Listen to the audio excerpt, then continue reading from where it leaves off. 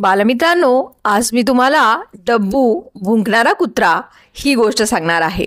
डब्बू नावाचा एक कुत्रा खूपच भुंकत असतो. मग तेथूनच बदक निघालेलं असतं.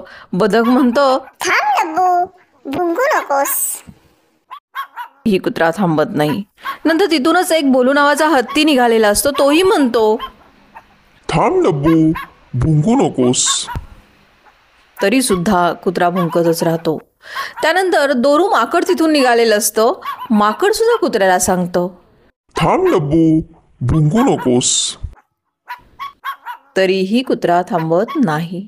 त्यानंतर तिथून डॉली भावली निघालेली असते. ती सुद्धा म्हणते, अरे कशाला उगाच भुंकतोस. थांब डब्बू, भुंकू नकोस. तरीही कुत्रा भुंकतच राहतो. मग हे सर्वजण एकत्र येऊन ठरवतात की आपण असं करूया की आपण आता डॉक्टरांची मदत घेऊया. आणि मग हे सगळेजण मिळून डॉक्टरांकडे जातात आणि डॉक्टरांना सांगतात. त्यावेळी डॉक्टर म्हणतात की नक्की काय चुकतंय ते आपण बघूया. आणि मग डॉक्टर डब्बू कुत्र्याकडे जातात आणि बघतात तर काय, तिथे डायनासोर असतो.